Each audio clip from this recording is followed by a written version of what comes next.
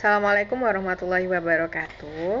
Nah, untuk materi berikutnya adalah materi pertidaksamaan nilai mutlak. Tetapi sebelum kita ke pertidaksamaan nilai mutlak, kita akan belajar tentang pertidaksamaan linear satu variabel. Nah, sebelum ke pertidaksamaannya, kita harus tahu apa sih interval itu. Jadi, ada yang namanya interval. Nah, interval ini atau bisa juga disebut selang adalah daerah yang memenuhi pertidaksamaan. Nah, cara penulisannya itu ada 3. Ada yang dinyatakan dalam garis bilangan, ada yang dinyatakan dalam notasi kurung, kemudian ada yang dinyatakan dengan notasi pertidaksamaan. Contohnya, nyatakan nilai X dalam 3 cara. X-nya, X lebih dari atau sama dengan 2, dan X kurang dari 8, dengan X-nya anggota bilangan real.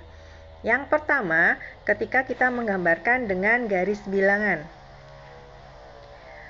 Garis bilangan itu kalau semakin ke kiri, angkanya semakin kecil atau nilainya semakin kecil. Tetapi kalau semakin ke kanan itu nilainya semakin besar. Jadi jangan sampai terbalik untuk menggambarkan garis bilangan.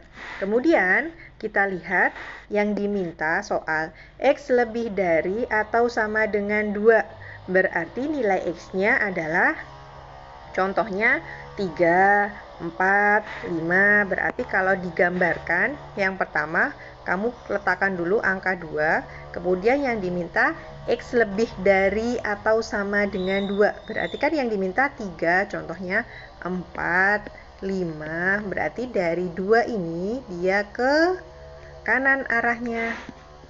Kemudian yang berikutnya X kurang dari 8. Kamu gambar dulu angka 8, berarti dia letaknya di sebelah kanan 8. Kurang dari 8 yang diminta berarti 5, 4, 3, berarti arahnya ke kiri. Nah, perhatikan 2 panah itu. Ada 2 daerah yang diarsir. Yang pertama tadi daerah ini yang diarsir, X yang lebih dari 2. Yang kedua adalah X kurang dari 8. Nah, daerah yang diminta itu yang saya kasih garis tebal hitam, itu merupakan daerah penyelesaian. Kemudian ada noktah atau titik. Titik yang penuh ada di 2, itu ketika tandanya adalah ada kata-kata atau sama dengan. Ini berarti 2-nya merupakan penyelesaiannya juga. Tetapi kalau tidak ada kata-kata atau sama dengan, berarti noktahnya adalah noktah kosong atau cuma digambarkan dalam lingkaran kosong. Kalau yang ada tanda atau kata-katanya sama dengan atau sama dengan, berarti berisi lingkaran penuh. Nah, kalau dituliskan dalam notasi kurung, perhatikan ini harusnya tutup kurung 2 sampai 8. Yang ini adalah kurung buka. Kenapa kurung buka? Karena dia tidak ada tanda atau sama dengan, atau noktahnya tadi berupa noktah kosong. Kemudian kalau pakai yang kurung kotak ini harusnya kurung kotak, itu dia merupakan noktah penuh atau ada kata-kata atau sama dengan. Kemudian yang notasi pertidaksamaan itu ditulisnya seperti ini. Jadi X lebih dari atau sama dengan 2 dan X kurang dari 8. Jadi kalau ada tanda sama dengan ini, kalau digambarkan dalam garis bilangan, titiknya itu titik penuh, tetapi kalau tidak ada tanda sama dengannya di bawahnya, berarti titiknya berupa titik kosong. Untuk soal yang berikutnya, contohnya X lebih dari 5 tetapi kurang dari atau sama dengan 9. Yang pertama yang kita lihat adalah X lebih dari 5. Berarti, atau kita lihat angkanya. Di situ angkanya ada angka 5 dan angka 9. Berarti di garis bilangan kita buat Yang sebelah kiri adalah angka 5, yang sebelah kanan adalah angka 9. Kemudian, X lebih dari 5. X lebih dari 5 itu bisa saja 6, 7, 8, 9. Berarti dari sini arahnya ke kanan. Kemudian, tetapi X-nya kurang dari atau sama dengan 9. Karena ada kata-kata kurang dari atau sama dengan, jadi atau sama dengan berarti penyelesaiannya 9 ikut sebagai penyelesaian. Kurang dari 9 berarti 9, 8, 7, 6 dan seterusnya. Berarti arahnya ke kiri. Nah, jangan lupa noktahnya untuk X lebih dari 5 karena tidak ada kata-kata atau sama dengan berarti dia noktah kosong atau titik kosong. Kemudian ketika ada kata-kata kurang dari atau sama dengan 9 atau sama dengan 9 berarti yang ini adalah titik penuh atau noktah penuh. Kemudian kamu lihat daerahnya. Ternyata daerah yang dilewati garis 2 kali itu merupakan daerah yang tengah atau yang saya kasih garis tebal. Itu merupakan daerah penyelesaiannya. Kemudian kalau dituliskan ke dalam notasi kurung, itu tadi kan angkanya ada 5 sama 9. Berarti yang sebelah kiri kamu tuliskan angka 5. Kemudian angka 9. Kamu perhatikan noktahnya. Kalau noktah kosong berarti dia menggunakan tanda kurung lengkung. Tetapi kalau noktah penuh karena ada tanda atau kata-kata atau sama dengan berarti kita menggunakan kurung kotak. Notasi pertidaksamaannya berarti X kurang dari 5 X lebih dari 5 atau kurang dari sama dengan 9. Jadi dibacanya ini dibacanya X lebih dari 5 dan X kurang dari atau sama dengan 9. Di tabel bawahnya ada beberapa jenis interval yang dinotasikan sesuai dengan notasinya. Contohnya yang pertama, ketika notasinya berarti intervalnya dari A sampai B. Kita bacanya intervalnya dari A sampai B, tapi kamu lihat tanda kurungnya adalah kurung kotak. Kalau kurung kotak seperti ini, dua-duanya dinamakan atau jenis intervalnya adalah interval tertutup. Berarti pertidaksamaannya kedua-dua tanda ada di bawahnya tanda atau sama dengan. Bacanya X lebih dari atau sama dengan A dan X kurang dari atau sama dengan B. Kalau digambarkan ke dalam garis bilangan, berarti karena dua-duanya ada tanda sama dengan atau sama dengan, ini kita buat noktah tertutup karena A-nya letaknya di kiri, berarti ini A, B-nya juga noktah tertutup, B, berarti daerah yang memenuhi adalah daerah yang ini. Kemudian yang kedua, karena kurungnya berupa kurung lengkung, dinamakan interval terbuka, berarti kedua-duanya hanya merupakan tanda lebih besar atau lebih kecil tanpa ada tanda sama dengan di bawahnya. Kemudian bagaimana grafiknya? Kalau grafiknya tadi itu kan noktahnya tertutup. Kalau yang ini berarti noktahnya adalah noktah terbuka. Ini A sampai B. X lebih dari A sampai X kurang dari B.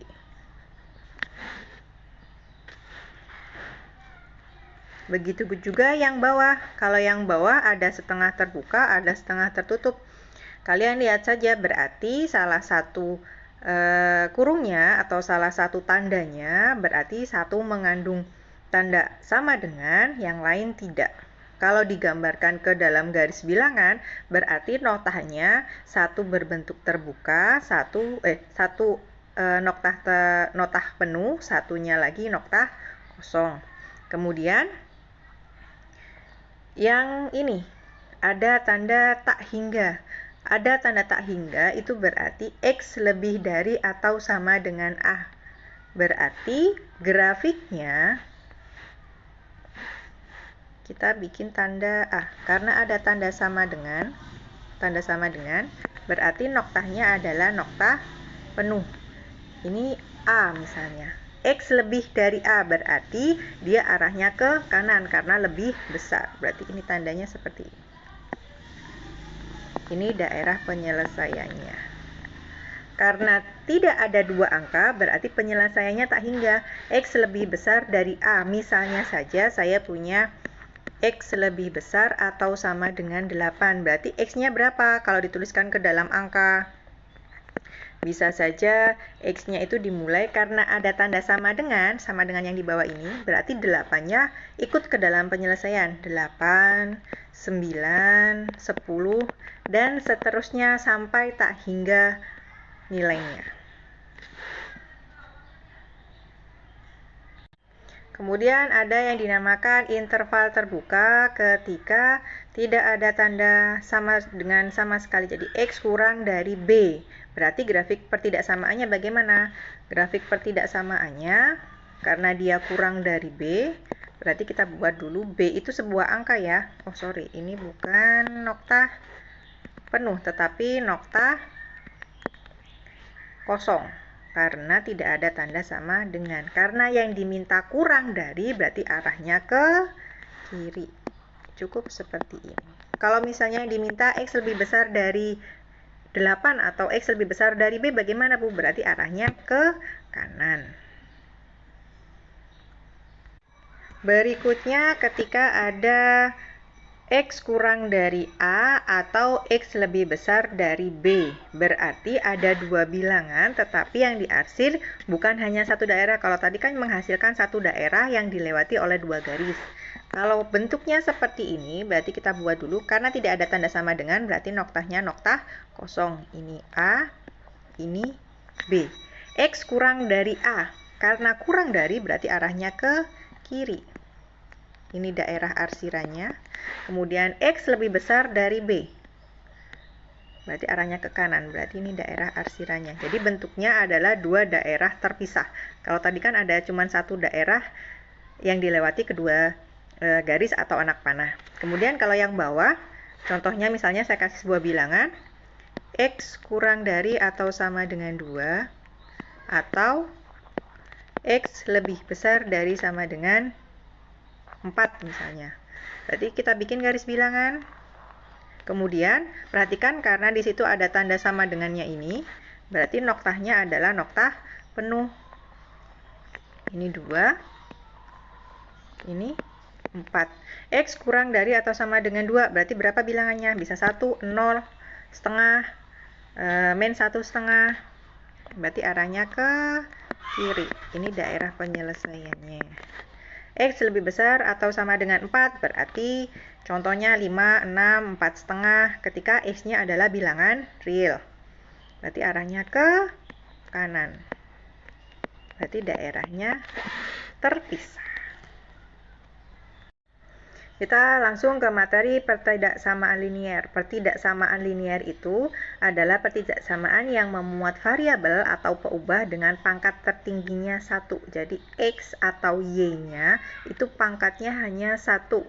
Nah, bentuk umumnya itu dituliskan seperti ini. Jadi ada AX ditambah B lebih dari 0 atau lebih besar dari 0. AX ditambah B kurang dari 0. Kalau yang ini AX ditambah B lebih besar atau sama dengan 0. Yang ini AX ditambah B kurang dari atau sama dengan 0. Dengan A dan B-nya adalah elemen atau anggota dari bilangan real. Dan A-nya tidak boleh sama dengan 0. A itu koefisien dari X. Karena A-nya tidak boleh sama dengan 0, merupakan syarat untuk pertidaksamaan linear. Kalau A-nya bebas kecuali 0, berarti B-nya boleh bilangan 0. Nah, untuk menyelesaikan pertidaksamaan linear ada 3 sifat. Sifat yang harus kalian ingat untuk pertidaksamaan linear. Yang pertama, jika pada suatu pertidaksamaan kedua ruasnya masing-masing ditambah atau dikurangi dengan bilangan yang sama, maka penyelesaiannya tidak berubah. Ingat ya, ditambah atau dikurang bilangan yang sama di kedua ruas. Ada ruas kanan dan ruas kiri. Contohnya yang pertama, kita disuruh menentukan penyelesaian dari pertidaksamaan dan menggambarkannya ke dalam garis bilangan. X ditambah 7 kurang dari 0. Kalau kita jabarkan, maksudnya berarti berapa saja bilangan kalau ditambahkan 7 hasilnya kurang dari 10. Kalau kita selesaikan berdasarkan cara sistematis, berarti X ditambah 7 itu kan kurang dari 10. Untuk mencari nilai X-nya, berarti 7 ini gimana caranya supaya berubah jadi 0, karena identitas penjumlahan adalah 0. Kalau kalian biasanya menyebutnya pindah ruas, tapi sebenarnya bukan pindah ruas, tetapi mengurangkan kedua ruas dengan bilangan yang sama. Supaya 7-nya hilang, kan ini positif 7 ditambah 7. Supaya dia berubah jadi 0 dan hanya menyisakan X, berarti dia harus dikurangi 7. Ketika yang kiri dikurangi 7, berarti yang di kanan juga harus dikurangi 7. Berarti X-nya kurang dari 3. 7 dikurangi 7 kan 0, nggak saya tulis. Kemudian 10 dikurangi 7 adalah 3. Berarti penyelesaiannya adalah X kurang dari 3. Kalau dituliskan ke dalam garis bilangan, ini gambarnya. Ini bilangan 3, karena kurang dari berarti arahnya ke kiri. Kemudian kalau dituliskan ke dalam notasi pertidaksamaan, berarti yang ini tadi kamu jawab. X sedemikian sehingga X kurang dari 3. Contoh yang berikutnya sama, tapi kalau yang ini tandanya lebih besar. X dikurangi 4 lebih dari min 6. Untuk menjawabnya, berarti kita kan mau mencari X, berarti gimana caranya? Min 4 ini hilang. Kalau kalian menyebutnya sebenarnya tadi pindah ruas, tetapi enggak. Karena identitas penjumlahan dan pengurangan itu 0, berarti min 4 ini gimana caranya supaya hasilnya adalah 0? Berarti harus ditambahkan 4. Min 4 ditambah 4, itu kan hasilnya 0. Yang kita tambahkan adalah positif 4. Ketika yang kiri ditambah positif 4, berarti yang kanan juga positif 4. Hasilnya, min 4 dikurangi 4, 0, berarti menyisakan X. Min 6 ditambah 4 adalah min 2. Biasanya dituliskan saja seperti ini. Kalau yang menyebutnya pindah ruas, min 4 lebih dari min 6. X lebih dari min 6 ditambah 4. Nah, asalnya positif 4 itu ya dari sini. Jadi kedua ruas ditambahkan angka yang sama. Cuma karena yang ini hasilnya 0, di sini tidak ditulis. Nah, kemudian hasilnya X lebih dari min 2. Berarti kamu bikin min 2 lebih dari 2. Berarti harus lebih besar dari 2, arahnya ke kanan. Untuk menuliskan ke dalam notasi himpunan, berarti notasi pertidaksamaan, berarti buka kurung X sedemikian sehingga X lebih dari min 2. Jadi kalau di sini jawabannya lebih besar, ini juga harus lebih besar. Jangan dirubah tandanya. Sifat yang kedua. Sifat yang kedua, jika pada suatu pertidaksamaan kedua ruasnya masing-masing dikalikan dengan bilangan positif. Ingat, dikalikan dengan bilangan positif. Ini bisa dikalikan atau dibagi dengan bilangan positif yang sama, maka penyelesaiannya tidak berubah. Contohnya ada di A. Kalau tadi kan penjumlahan, gimana caranya? Yang X ini hanya menyisakan X karena penjumlahan, berarti identitas perkaliannya harus 0. Tetapi kalau perkalian seperti ini, identitas perkaliannya adalah 1. Gimana caranya? Hanya menyisakan X, berarti 2 kan perkalian. 2 diapakan supaya hasilnya 1. Ternyata kalau di sini bisa pakai perkalian, karena kedua ruasnya dikalikan setengah, berarti yang kiri, berarti yang kanan juga harus dikalikan setengah. Setengah dikali 2 hasilnya 1. Setengah dikali 8 hasilnya 4. Atau kalau mau menggunakan pembagian, berarti 2X lebih dari 8, kedua ruas dibagi dengan 2. karena koefisien X-nya 2. Ingat ya, bilangan positif berarti tidak mengubah tanda pertidaksamaan. Berarti X hasilnya X lebih dari 4. Boleh pakai yang ini atau boleh pakai cara yang kedua. Sama saja asalkan bilangannya adalah bilangan positif. Untuk soal berikutnya, ada 6X kurang dari atau sama dengan 4X ditambah 12. Kalian kelompokkan yang sejenis, yang ada variabel dengan yang ada variabelnya, yang tidak punya variabel dengan yang tidak punya variabel. Kalau di sini ada 6X sama 4X. Kalau ada yang bilang pindah ruas, sebenarnya bukan pindah ruas, tetapi kedua ruas dikurangi dengan bilangan yang sama. Ini kan operasinya kan penjumlahan, jadi identitas penjumlahannya adalah 0. Gimana caranya? Ini berubah jadi 0, berarti dia harus dikurangi 4X. Ini dikurangi 4X, yang ini juga harus dikurangi 4X. Nah, yang ini 6X dikurangi 4X kamu tulis di bawahnya. Yang ini biasanya tidak ditulis karena hasilnya adalah 0. Nah, inilah asal muasal dari pindah ruas. Jadi 6X dikurangi 4X sama dengan 12. 6X dikurangi 4X, yang dikurangi hanya angka atau koefisien di depan variabel. 6 dikurangi 4X, 2X, kurang dari atau sama dengan 12. Kan kita tujuannya mau mencari X saja. Berarti karena koefisien X-nya 2, berarti kedua ruas harus dibagi dengan 2. 2 dibagi 2, 1, atau ditulis X saja. X kurang dari atau sama dengan 12. Nah, yang di atas ini merupakan gambar garis bilangan dari penyelesaian yang di atasnya tadi ya. Kalau yang tadi bisa dibagi 2 atau dikalikan setengah, sama hasilnya X kurang dari atau sama dengan 6. Kalau kurang dari berarti arahnya ke kiri. Kalau yang ini lebih dari berarti arahnya ke kanan. Ingat tandanya, kalau ada tanda sama dengan, noktahnya penuh. Kalau tidak ada tanda sama dengan, berarti noktahnya noktah kosong. Bagaimana kalau noktahnya tidak digambarkan? Saya anggap salah, karena noktah itu menggambarkan himpunan penyelesaiannya. Dia ikut himpunan penyelesaian atau tidak. Nah, untuk sifat yang ketiga itu jika suatu pertidaksamaan kedua ruasnya masing-masing dikalikan dengan bilangan negatif atau dibagi dengan bilangan negatif, maka penyelesaian tidak berubah asalkan arah dan tanda persamaannya dibalik. Misalnya lebih besar menjadi lebih kecil. Contohnya yang 3A.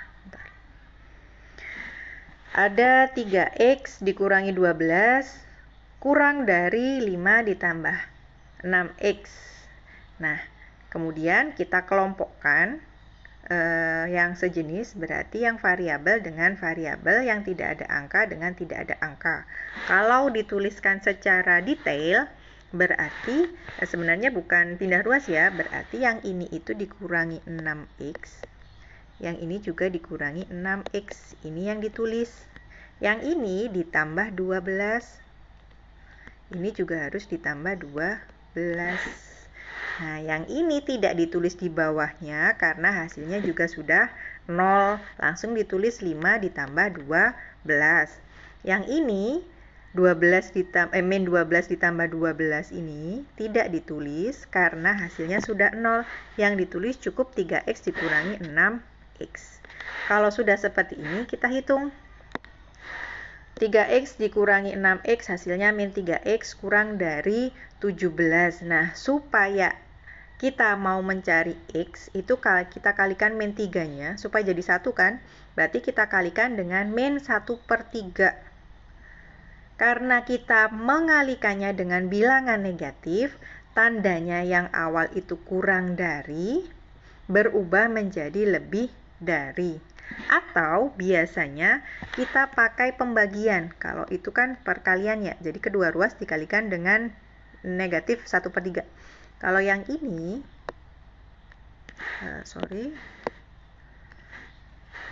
misalnya min 3X kurang dari 17. Kedua ruas kita bagi dengan min 3, ini dibagi min 3. Ini 3 ya. Berarti hasilnya, min 3 dibagi min 3 kan 1. Berarti X ini min 17/3. Nah, tandanya itu kita balik. Yang awalnya lebih kecil jadi lebih besar. Itu kalau kita bagi atau kita kalikan dengan bilangan negatif. Jadi tanda di akhir ubah. Berarti penyelesaiannya, lihat ini. Yang awal tandanya kurang dari, dia jadi lebih dari. Jadi himpunan penyelesaiannya X kurang dari, X sedemikian hingga X lebih dari min 52/3. Atau ditulis 17/3 saja boleh, pecahan biasa atau ditulis pecahan campuran. Untuk soal yang B, perhatikan kalau tadi kan cuman ada kayak yang ini, cuman ada satu tanda. Tetapi kalau untuk soal yang B, ada dua tanda. X ditambah 5 itu kurang dari 3X ditambah 1, kurang dari 2X ditambah 8. Cara pengerjaannya itu ada dua, boleh dijadikan satu, atau kalau yang ini saya ubah menjadi dua, jadi dipisahkan. Jadi yang kita kerjakan atau kita pisahkan jadi dua. Yang pertama yang ini yang pertama, ini yang kedua. Jadi kita hanya ada mengerjakannya ada satu tanda. Yang pertama, ketika X ditambah 5 kurang dari 3X ditambah 1, dikerjakan dengan cara yang saya jelaskan tadi, ternyata ada min 2X kurang dari min 4, berarti kan kita bagi dengan min 2X, kita bagi dengan bilangan negatif, berarti tanda di akhirnya harus dibalik, yang awalnya kurang dari jadi lebih besar. Kemudian, dan, kata penghubungnya adalah dan. Yang ini 3X ditambah 1 kurang dari 2X ditambah 8. Nah, kita selesaikan dengan cara yang tadi, ternyata hasilnya adalah X kurang dari 7. Kemudian kita gambarkan ke dalam garis bilangan. Kalau yang ini sudah ada langsung, tapi kalau cara manualnya berarti kita gambarkan dulu garis bilangan, angka 2, karena, kita gambarkan garis bilangan, karena tandanya tidak ada sama dengan, berarti 2-nya adalah nokta kosong. 7-nya juga tidak ada tanda sama dengan, berarti noktanya nokta kosong. X lebih dari 2, berarti arahnya ke kanan. X kurang dari 7, arahnya ke kiri. Daerah penyelesaian adalah daerah yang dilewati kedua panah. Berarti daerahnya, atau dituliskan dalam bentuk garis bilangan langsung yang ini. Nah, bagaimana dengan soal yang C? Di situ bentuknya pecahan, Bu. Kalau bentuknya pecahan, untuk mempermudah menghilangkan pecahan, berarti kita kalikan dengan penyebut yang terbesarnya. Di situ penyebutnya kan ada 3 sama 6. Supaya tidak menjadi pecahan, penyebut terbesarnya kan 6. Berarti kedua ruas kita kalikan dengan 6. Kita kalikan dengan 6. Berarti X per 3 ditambah 2, maaf ya, jadi nggak jelas ini, dikali 6 kurang dari X per 6 dikali 6. Yang ini kita kalikan satu per satu. X per 3 dikali 6, 6X dibagi 3, berarti hasilnya 6 dibagi 3 kan 2, berarti hasilnya 2X ditambah 6 kali 2, hasilnya 12, kurang dari, ini kan hanya ada perkalian dan pembagian, X kali 6 dibagi 6, 6 dibagi 6 hasilnya 1, berarti ini hasilnya adalah X. Kemudian kita kelompokkan supaya jadi 1, berarti 2X dikurangi X kurang dari 12, supaya jadi 0 kan kedua ruas, ini kita kurangi 12, ini kita kurangi 12, berarti di sini hasilnya min 12. 2X dikurangi X adalah X kurang dari min 12. Kalau bentuk garis bilangannya, kita bikin garis bilangan, tandanya tidak ada tanda sama dengan, berarti nokta kosong, ini bilangan 12, min 12, kurang dari berarti arahnya ke kiri. Ini daerah penyelesaiannya.